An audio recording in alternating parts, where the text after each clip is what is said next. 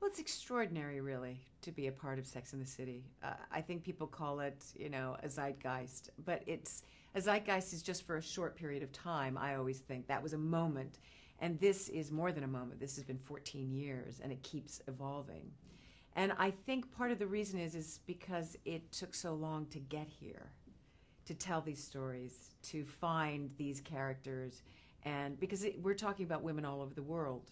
We're all dealing with the same kind of issues, not just biologically, but politically, economically. We're all doing it. We're all trying to be mothers and best friends and wives. And it's a very complicated world that we live in post-feminism. So I think that for a very long time, there was no outlet.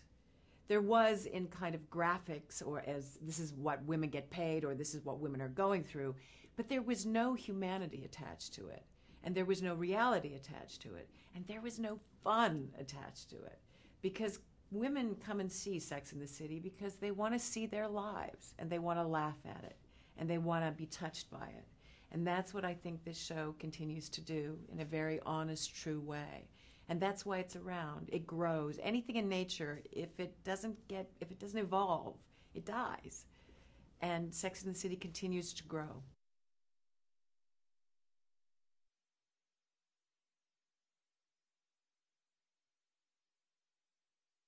Well, it just changed my life irrevocably, being part of it. I mean, I'm known throughout the world. I'm known.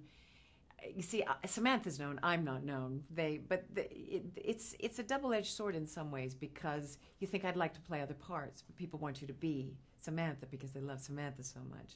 But I've been very fortunate, especially in the last year, to try and change that and take other roles and challenges. But I will always love Samantha and be grateful that she's been in my life, because I wouldn't be here sitting in this chair today, and I wouldn't have the lifestyle that I have. I wouldn't have the knowledge that I have. I wouldn't have traveled. I wouldn't have done half the things that this great opportunity. But at the same time, I feel that it was kind of meant to be in some crazy way, because I was so nervous about it to begin with, because I thought it was just going to be another two-dimensional, discussion about women. And it ended up to be absolutely the most important, I feel, step forward in women coming together and joining together. And when the show sort of hit, and women were having parties, Sex and City parties, to see the episodes, not just the end or the beginning of the season, but throughout, I thought this is unheard of. And to be part of it, an integral part of it, is a great gift.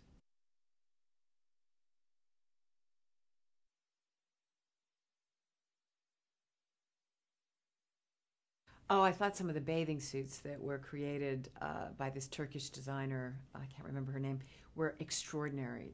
They were impossible to wear or get into, but they looked friggin' fabulous. They were amazing. And we also had this amazing artist from Japan.